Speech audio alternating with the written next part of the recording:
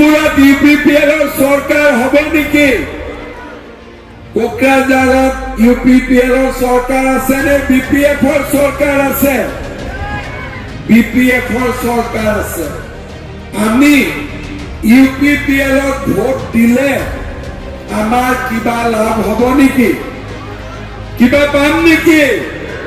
আমিতো একো নাপাওঁ। ইউপিপিএলত ভোট দিলে আমি কি পাম? শূন্য। আৰু আমি যদি ভিক্টৰ দাসক ভোট দিওঁ, দিল্লী, দিছপুৰ, কোকৰাঝাৰ তিনিওখন চৰকাৰে লগ লাগি আমাৰ গোৰেশ্বৰ সমষ্টিৰ কাৰণে কাম কৰিব। গোৰেশ্বৰৰ উন্নতি হ'ব, গোৰেশ্বৰ আগুৱাই যাব। মই ঠিক কৈছো নে নাই? এতিয়া মই নিজে নাজানো যে আমি ইউপিপিএলৰ আমাৰ যিবিলাক কেণ্ডিডেট আছে তেওঁলোকে কিয় ইলেকশ্যন উঠিছে, কাৰ কাৰণে ইলেকশ্যন উঠিছে মই নাজানো।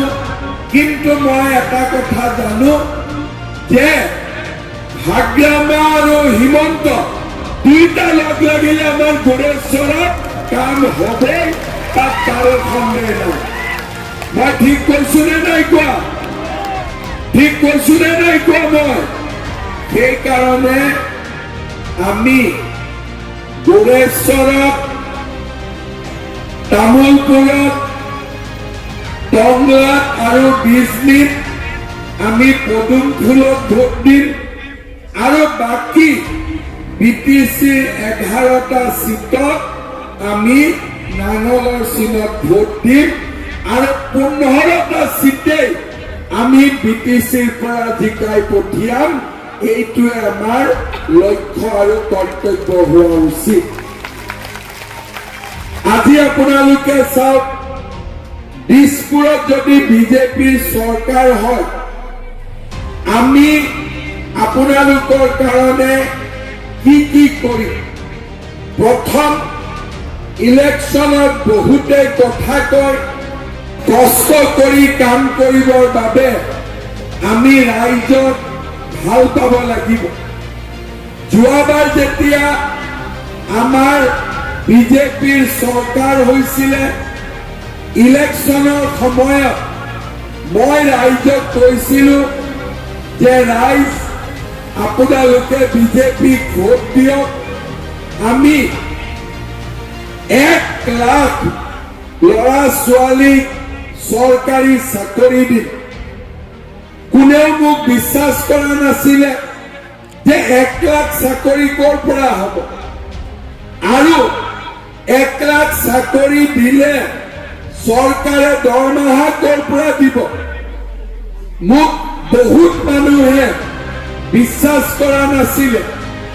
কিন্তু আজি আপোনালোকে দেখা পালে 5 বছৰ অসমত আমাৰ চৰকাৰ হ'ল।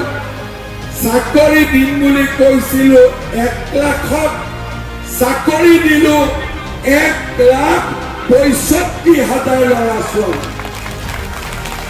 তাৰমানে প্ৰতিশ্ৰুতি আছিল 1 লাখ, চাকৰি দিলো 1,65,000। কোনোবাই টেটত শিক্ষক হ'ল, কোনোবাই কামাণ্ডো বেটেলিয়নত সোমালে, কোনোবাই পুলিচত সোমালে, ফায়াৰ ব্ৰিগেডত সোমালে, গ্ৰেড 3, গ্ৰেড 4 সোমালে। আৰু আজি এই চাকৰি কৰা ল'ৰা ছোৱালীবোৰ, আমি নতুনকৈ চাকৰি পোৱা ল'ৰা ছোৱালীবোৰ এতিয়া আমি দেখা পাওঁ, মন ভাল লাগে। এইবাৰ ইলেকশ্যনৰ সময়ত আমি ৰাইজক প্ৰতিশ্ৰুতি দিছো যে এইবাৰ যেতিয়া বিজেপিৰ চৰকাৰ হ'ব, এইবাৰ আমি 1 লাখ নহয় 2 লাখ ল'ৰা ছোৱালীক আমি চৰকাৰী চাকৰি দিম। যোৱাবাৰ কৈছিলো 1 লাখ, এইবাৰ কৈছো 2 লাখ। 25,000, 9,000 পালে আৰু লাগিব নেকি? নালাগে নেকি? কাক লাগিব দূৰে কৈ কওকচোন আৰু কাক লাগিব সকলোকে লাগিব আগতে নোপোৱাবিলাককো লাগিব কিমান দিলে হ'ব আৰু 10,000 দিলে হ'ব কিমান লাগিব 25,000 বচাই দিব লাগিব নে ঠিক আছে দিয়ক এইবাৰ 10,000 নিদিও এইবাৰ ডাইৰেক্টলি 25,000 টকা কৰি হ'ব এতিয়া অৰুণোদয় আমি দিলো 1250 টকা কোনে কোনে অৰুণোদয় পোৱা নাই হাত দাঙকচোন হাতবোৰ দাঙি থাকিব নামাই নিদিব ইয়াতে মিটিঙত অহা 1,500 মহিলাই অৰুণোদয় পোৱা নাই ঠিক আছে এই 1,500 মহিলাক অৰুণোদয় দিব লাগিব মিটিঙত নাহাও 2-3,000 মহিলা আছে যোনে অৰুণোদয় পোৱা নাই সেইকাৰণে আমাৰ গণেশ আছে ভজন আছে লক্ষী আছে মহেশ্বৰ আছে ভিক্টৰ আছে ভিক্টৰ গণেশ মহেশ্বৰ ভজন এই 4জনৰ ভিতৰত মই নতুনকৈ আৰু 10,000 অৰুণোদয় দি দিম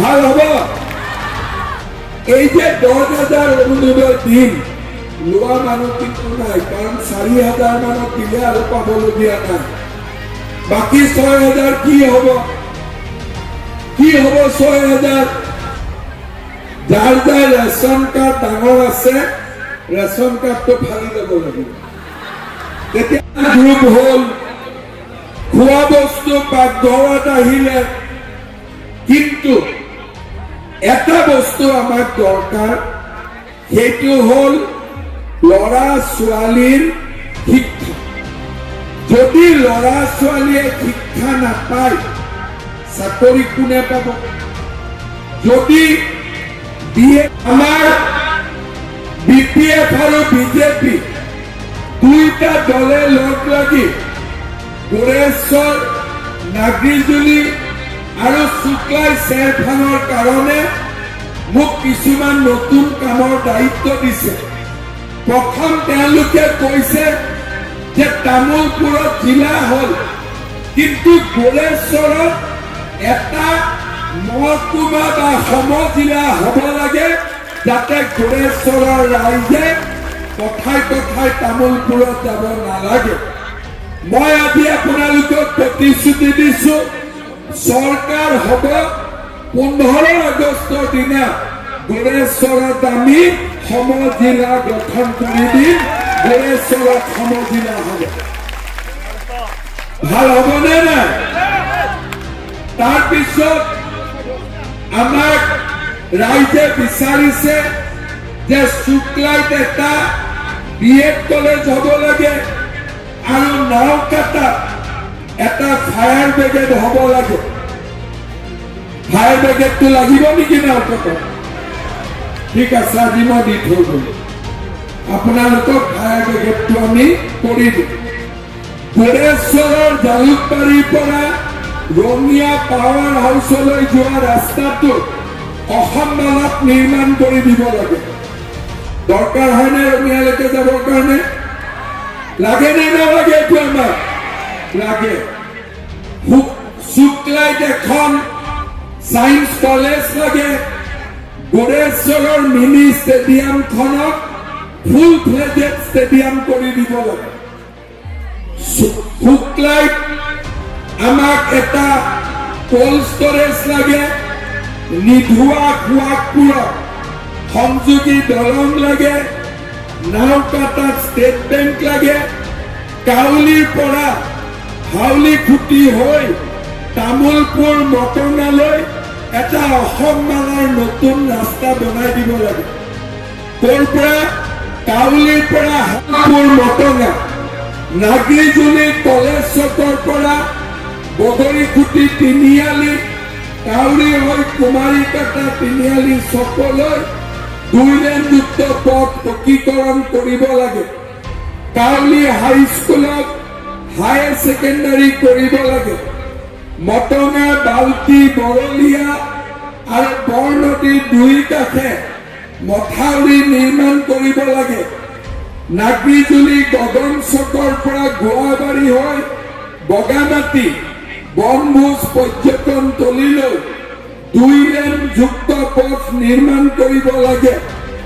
2 নম্বৰ পাহাৰপুৰ বজাৰৰ পৰা 1 নম্বৰ ডুঙাৰগাঁৱলৈ যোৱা পথত বাল্টি নদীৰ ওপৰত এখন দলং নিৰ্মাণ কৰিব লাগে। কাউলীৰ ৰাধা গোবিন্দ মন্দিৰ, ৰাম হনুমান মন্দিৰ আটক ধুনীয়াকৈ নিৰ্মাণ কৰিব লাগে। আদিবাসী চাওতাল সম্প্ৰদায়ৰ লোকসকলৰ উপাসনাস্থলীত এখন কেন্দ্ৰীয় মাঝি থান নিৰ্মাণ কৰিব লাগে। মতিগাঁও গণেশপুৰ সংযোগী পথত বাল্টি নদীৰ ওপৰত কংক্ৰিট কেনেল বনাই জলসিঞ্চন কৰিব লাগে। আৰু আমাৰ Jogen Basumatary memorial 30 bedded model হস্পিটেলখনক আমি উন্নত পৰ্যায়লৈ লৈ যাব লাগে। আমাৰ এই গোটেইবিলাক দাবী হাগ্ৰামা মহিলাৰী আৰু মই লগ লাগি আপোনালোকৰ কাৰণে কৰি দিম। মই আজি আপোনালোকক প্ৰতিশ্ৰুতি দি থৈ গৈছো। ভাল হ'ব না বেয়া হ'ব? ইয়াৰ উপৰিও গণেশ কছাৰী ডাঙৰীয়ায়ো মোক কেইটামান দাবী দিছে। ইয়াতে বহুতখিনি আমি মেনশ্যন কৰিছো, কিছুমান আমি মেনশ্যন কৰা নাই। যেনেকে তেখেতে কৈছে বঙালীপাৰা চকটো বগামাটি, RCC ব্ৰিজ লাগে বৰনদীৰ ওপৰত, এটা কমিউনিটি হল লাগে বাঙালীপাৰাত, বাঙালীপাৰা সুৱাগপুৰ নাওকটা আমাৰ এই জাগাত বেংক লাগে, যোগেন বসুমতাৰী হস্পিটেল লাগে। আৰু মই কোৱা দলংবিলাকৰ কথাও তেখেতৰ স্মাৰক পত্ৰত উল্লেখ কৰিছে। শুক্লাই নদীৰ ওপৰত সুৱাগপুৰ আৰু নিধুৱাত দলং লাগে। বাল্টি নদীৰ ওপৰত ভলুকমাৰী ভিলেজত দলং লাগে। বৰনদী নদীৰ ওপৰত পূব গৈবাৰীত দলং লাগে। এই গোটেইবিলাক কাগজ মই লৈ যাম আৰু চৰকাৰ হলে এটা এটাকৈ কামবিলাক মই আপোনালোকৰ কাৰণে কৰি দিম। মই আজি আপোনালোকক প্ৰতিশ্ৰুতি দি থৈ গৈছো। কিন্তু আজি আপোনালোকক এটা ডাইৰেক্ট প্ৰতিশ্ৰুতি মই দি থৈ গৈছো যে 15 আগষ্টত গোৰেশ্বৰক আমি সম জিলালৈ ৰূপান্তৰ কৰিম, যাতে গোৰেশ্বৰ এটা সম জিলাৰ পৰিচয় পাব পাৰে। শ্ৰদ্ধাৰ ৰাইজ, মোৰ আৰু 2খন ইলেকশ্যন